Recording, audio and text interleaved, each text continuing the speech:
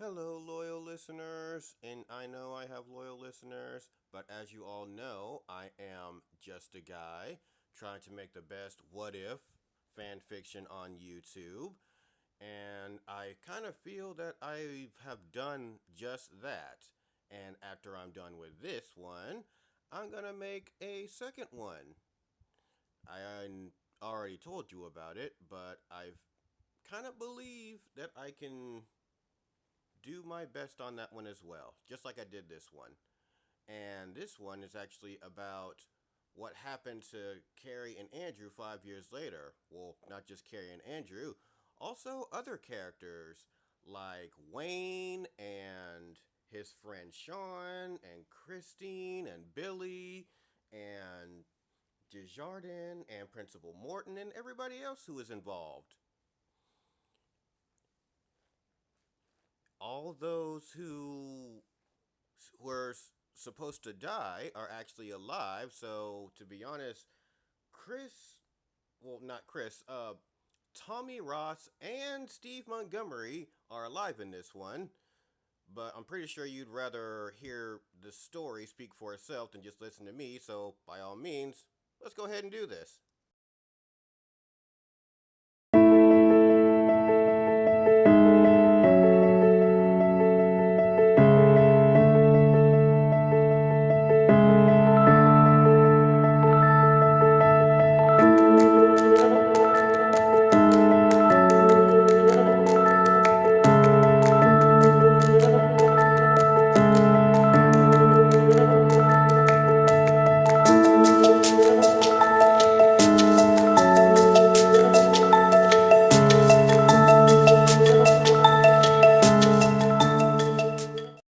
Epilogue. 5 years later. Years after the incident, a majority of the school didn't think much of the news of what happened at the houses of Carrie White and Andrew Detmer.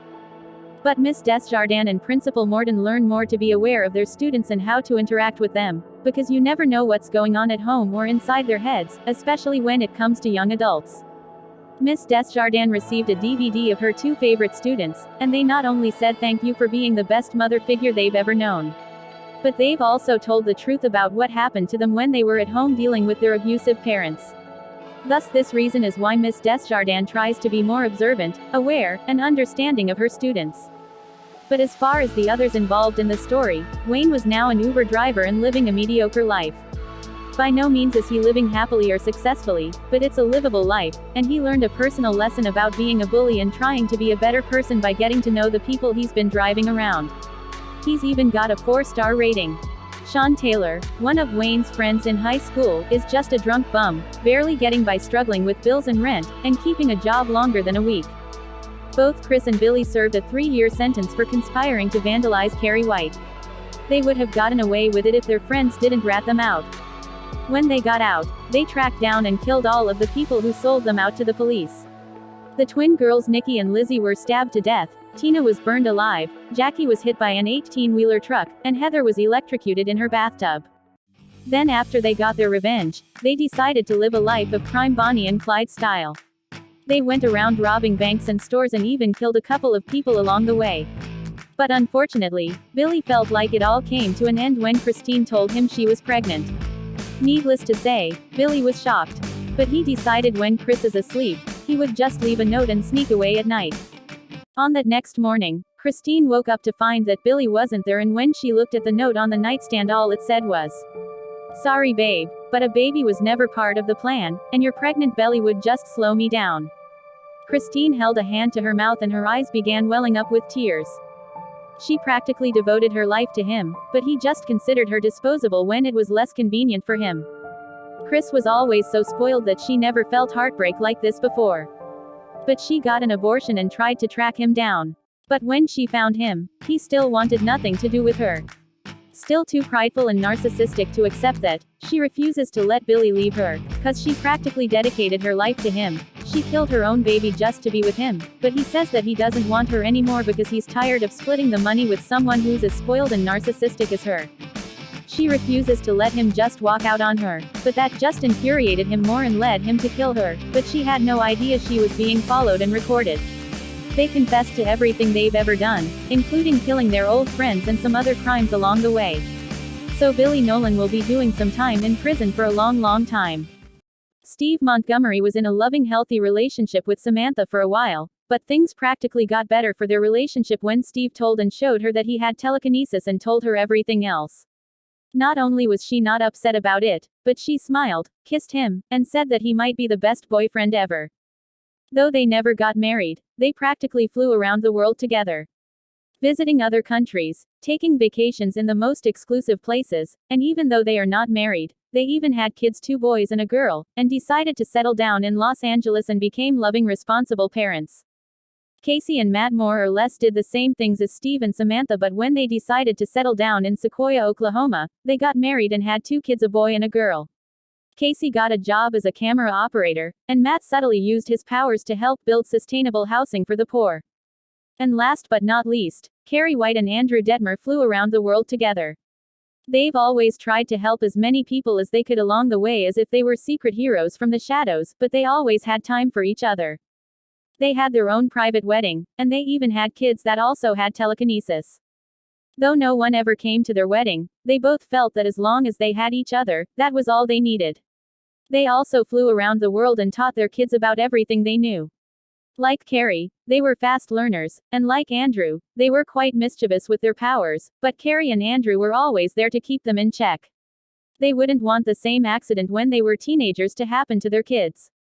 Not that they were always a perfect couple, but sometimes, especially on the night of their anniversary, when Carrie doesn't have to remind Andrew that as they fly up in the night sky and move around like they were slow dancing to a song called Perfect by a man named Ed Sheeran.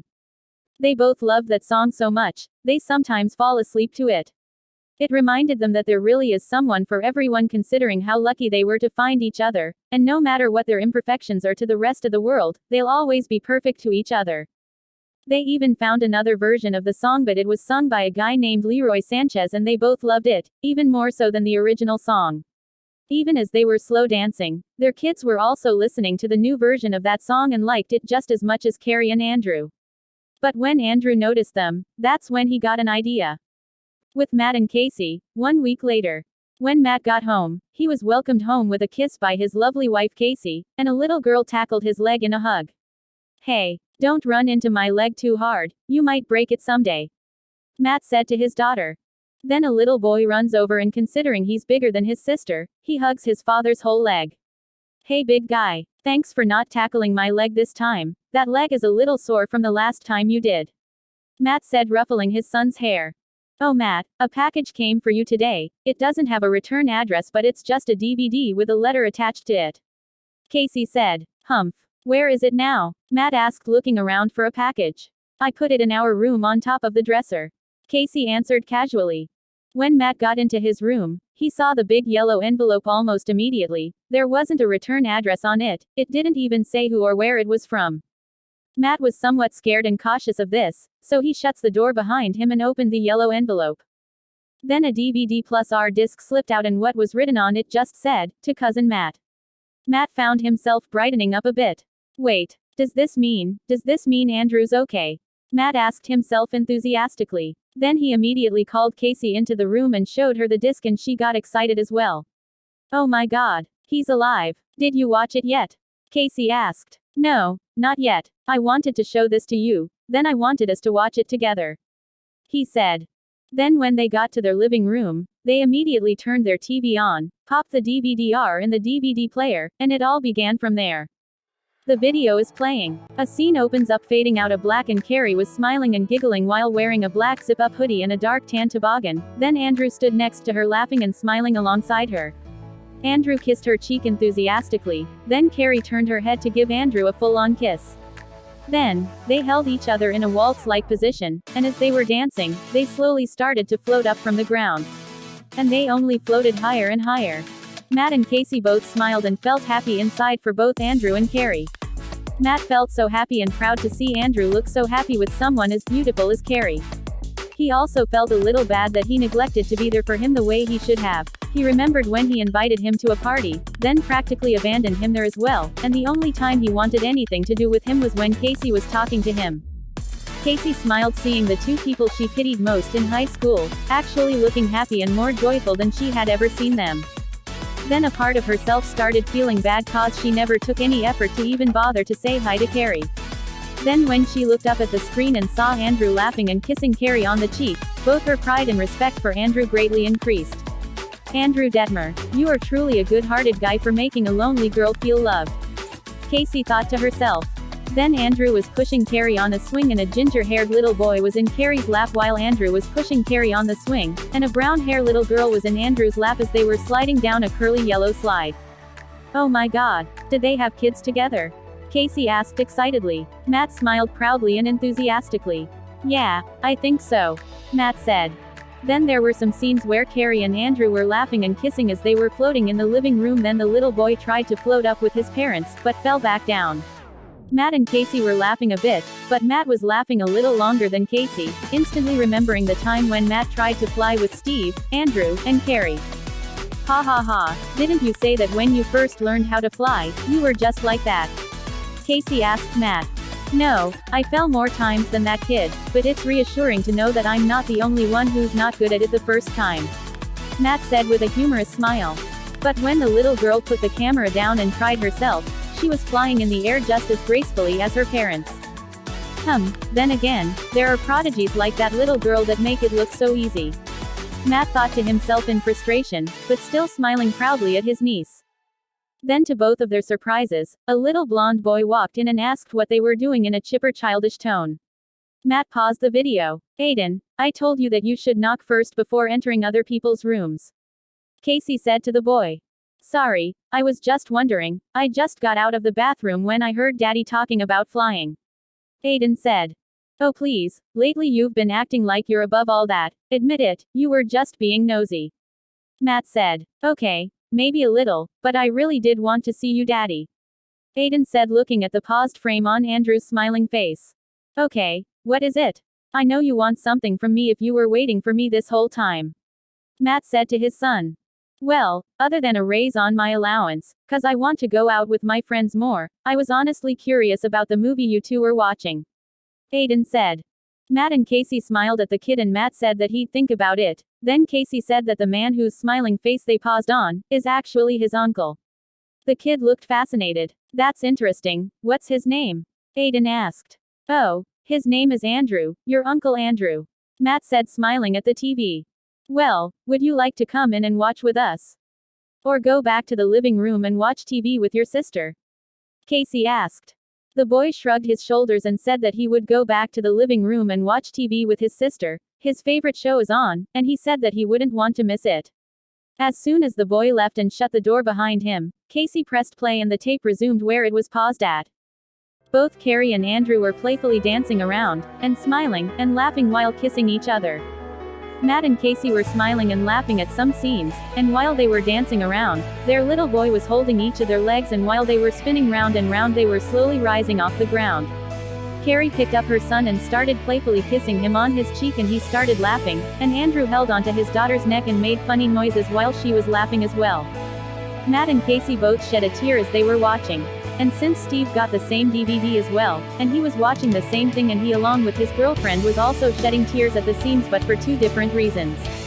Though Samantha didn't care very much for Carrie or Andrew, she was surprised to see that the people she thought were long gone were happy, and it touched her heart so greatly she couldn't help but shed a tear. Steve shed more than just a tear seeing the two most unfortunate people he's ever known not only alive, but living happily and seemingly, successfully.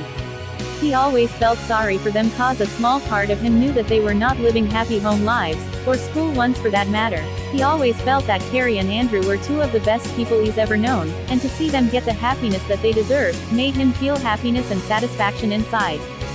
Seeing the two most unfortunate people Matt, Casey, and Steve had ever known get the happy ending they deserved made them not take the people they have alongside them for granted, and it made them want to pay more attention to their kids, cause when it comes to young adults, you never know what's going on inside their heads. It also let them know that being there for someone can go a long way for a lot of people, especially when they feel like their lives are crumbling around them. A little love and support can mean a lot to a lot of people.